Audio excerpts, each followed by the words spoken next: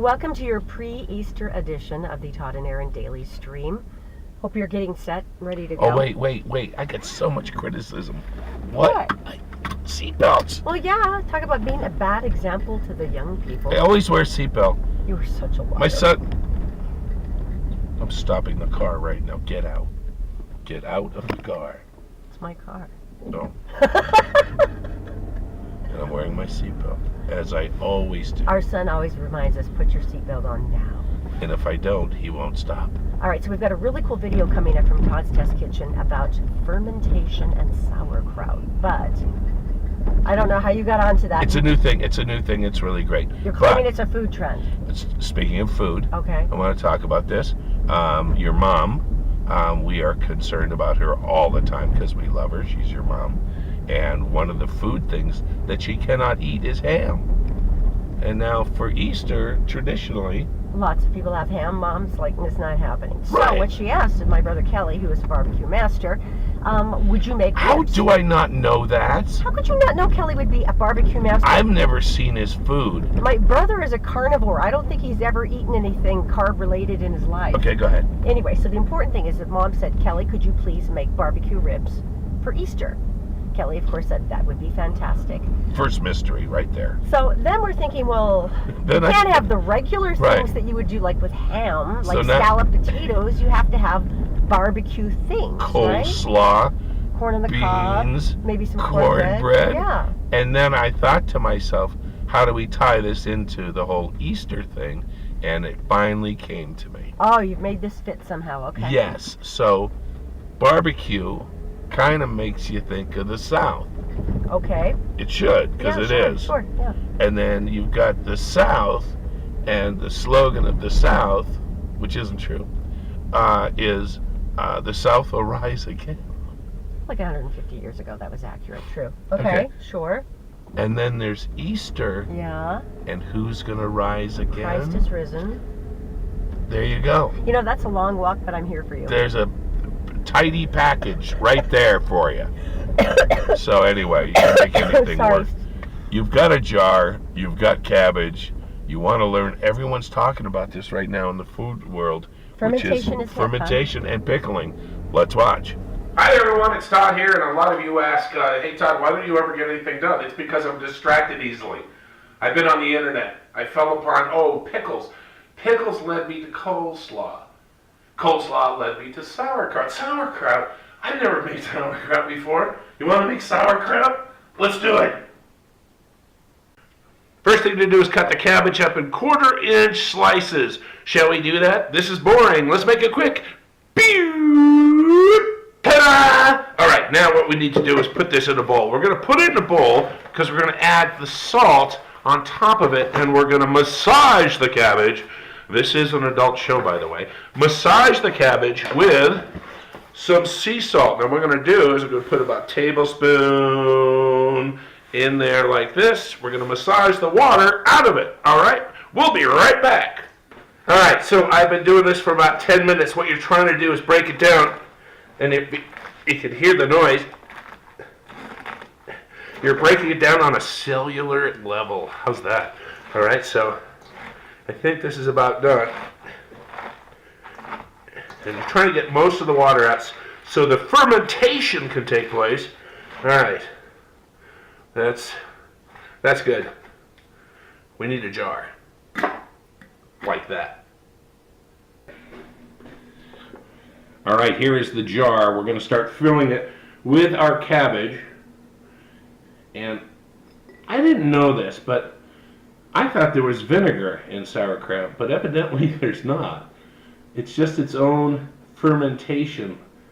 2% salt solution, so that's what? 4 cups of unchlorinated water with a teaspoon of salt, not iodized salt, sea salt. What you do is you pack it in here, and then you have to pack it down and get as much air out as you can.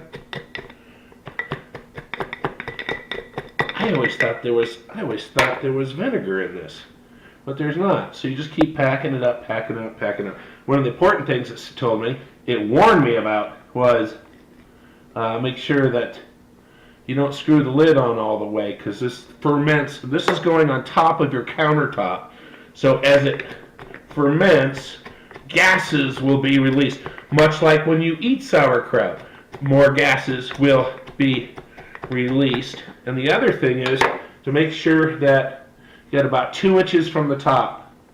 2 inches from the top, like that. Because you can't have anything sticking out of the liquid. Now, there's not a lot of liquid in here, and that's why you make the brine solution. So I'm going to call that good. And now, I'm going to add the brining solution till it covers, like this. Now, just to make sure, look at the bubbles coming out. Look at that. Just like it's supposed to. All right, now what I'm going to do is I'm going to take some of the cores that I cut out of the cabbage, and I'm going to put them in there just to make sure that it keeps the other cabbage down underneath the solution, like that. Then I put the top on loosely, and we are good to go. We sit it on the countertop for 3 days, and then we have sauerkraut. But wait, then I got distracted again. And I thought to myself, if cabbage works, why not Brussels sprouts? I'll spare you the cutting. Wait a minute, the cutting part was way too fun. All right, let's go. There you go. All right, so what I'm going to do is I'm not going to break these down in the salt solution, which is probably a huge mistake, but I'm not going to anyway because I'm kind of tired. And by the way, thanks for all the comments in the last video. I know someone suggested this is like cooking lessons on meth because I go kind of fast, but let's just review why I'm doing this, okay? So you've got your cabbage, you've got your salt that you put in, you beat it up in the bowl, and you break it down. When you're done doing that, 8 to 10 minutes, then you then put it in the jar. Any extra room on top without liquid, you go ahead and you add a 2% salt solution, which is 2% salt and non-chlorinated water, 4 cups of that. You fill it to the top just over the cabbage, or in this case, Brussels sprouts, and then you just pour it in, get it up over the top, make sure nothing is above the liquid, leave 2 inches on top, and then cover it gently, I say gently, with a loose lid on your countertop for 3 days, and after that you can put it into your refrigerator. And that is cabbage without vinegar. We'll see if it works out. I'm not liable for any of this, so just be careful. The Todd and Erin Daily Stream is brought to you by PC Laptops, with desktops and laptops starting as low as $7.99 with a lifetime parts and service warranty. They fix phones too. Go to PCLaptops.com. You know, the only thing you could add to that to make it like a perfect package is it's also a great science experiment for the young people. What? You could have thrown Zoe into that and went, this is the process, and then it'd be like a science lesson. It's food that rots on your countertop. You know, the funny thing is, we've lived by Salt Lake City Cemetery for a long time. It's one of our favorite places. And I know most people wouldn't consider that a recreation paradise, but we all like walk through there, skateboard, roller skate through there. But we ran across something really interesting the other day, and I didn't realize the impact of it until you pointed it out to me. Yes, they were taking trees down. Big trees. Big old trees. Magnificent old trees. Because they had some issues with tearing up the roads and doing all the stuff. Anyway, period. They took them down. I stopped. I studied forestry.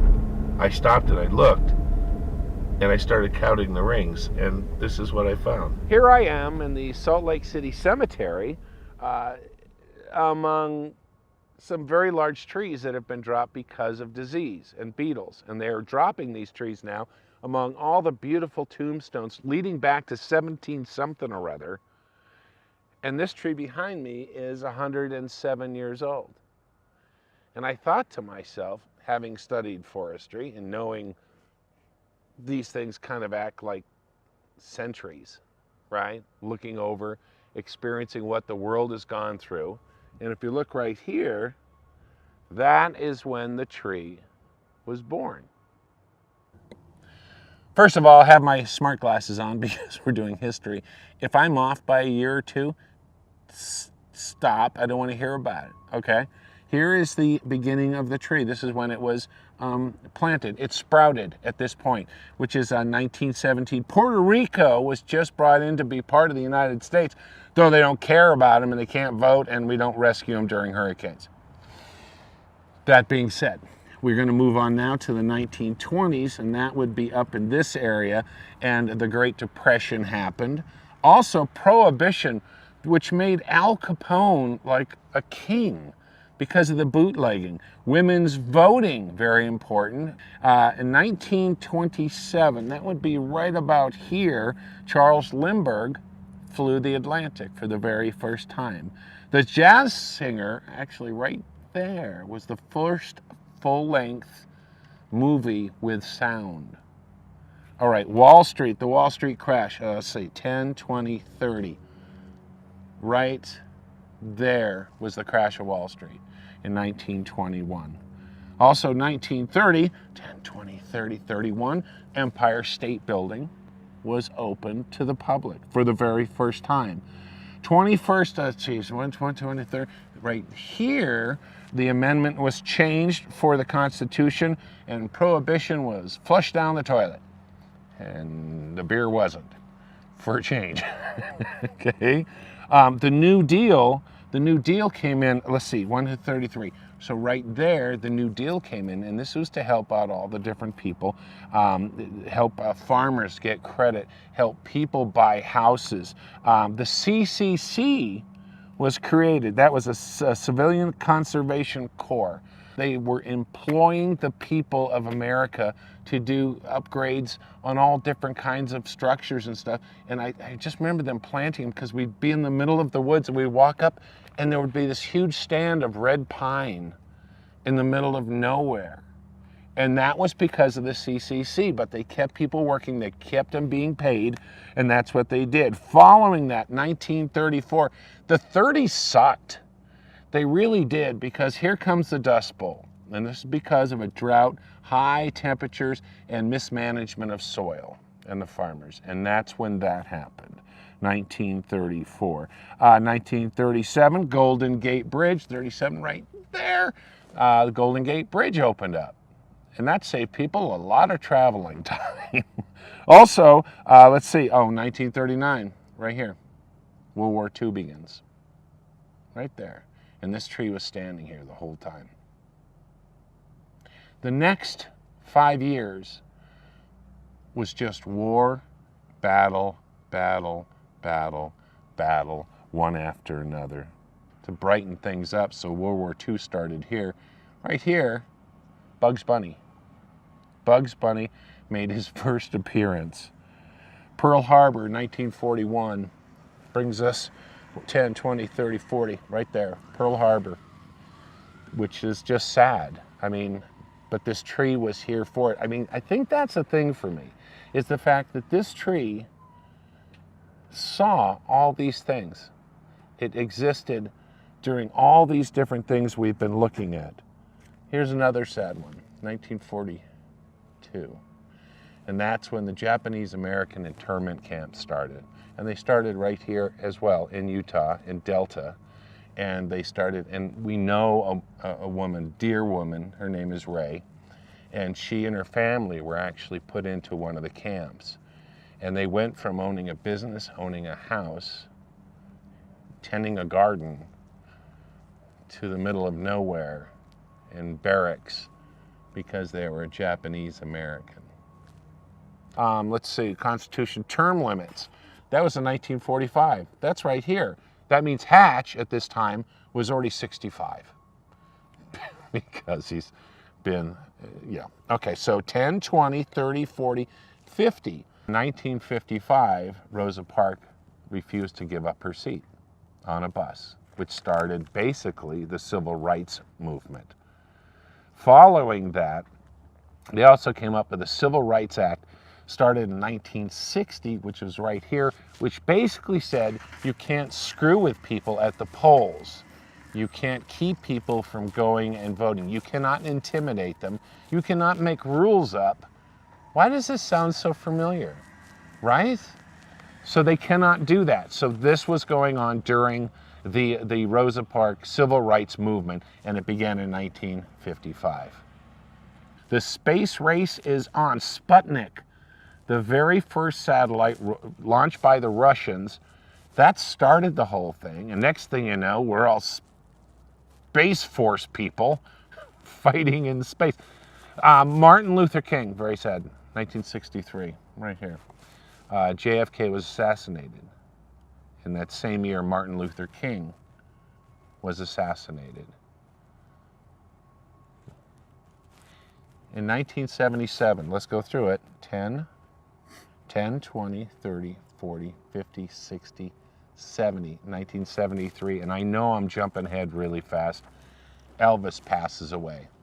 So Elvis passes away. Let's see, we boycotted the Olympics. That was kind of a big deal because you had all these athletes who've been training for 16, 17, 18 years and suddenly saying, hey, you missed your prime, you're not going to the Olympics. Challenger disaster right there. And that was a big moment. Probably can notice, I'm not sure if you can see this, but the bands are getting tighter and tighter and tighter. And this represents the weather along the Wasatch Front. If you can see down here, this is a growth ring right here, from here to here. And then you follow it up like here, and you can see how tiny they are. And that's because of drought. So where we have a 7-year drought, maybe a 9-year drought. But this is just tough times for these trees. Might also be one of the reasons why they're taking them down, because they got beetles. They got infested by different bugs that are killing them, and they don't want it to affect other different trees. Let's see, so 1986, the Challenger, 90, 10, 20, 30, 40, 50, 60, 70, 80, 90. A Valdez oil spill from Exxon. Do you remember it?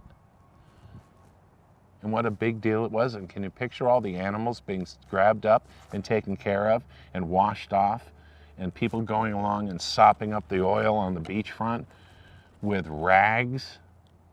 That was a huge event. Let's see, 1995. It's right here. Operation Desert Storm. We have a lot of people in Utah in the military. I think we remember that pretty well. In 1996 or 95, which would be right here, the Oklahoma City bombing. It's a bad time in this area. And of course here, right here, you and I and the rest of the world were preparing for Y2K. 2000. Because the world was going to end. People were wrapping their computers up in tin foil because they thought the world was going to come to an end. They thought, oh, Xbox is over. All these different things are over. Now, I got to tell you, I'm going to stop at 2000 because hopefully you remember what happened in the last 18 years. Hopefully. I'm sorry if I missed your birthday, but I saw this tree and I thought to myself, this tree's been around for a long time, and that's 100 years. And now it's coming down, and for a good reason, and it's making way for newer trees that they're going to plant, and hopefully they'll be around for another 100 years.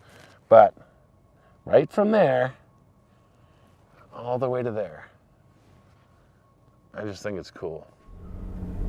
So there you go. That's kind of cool.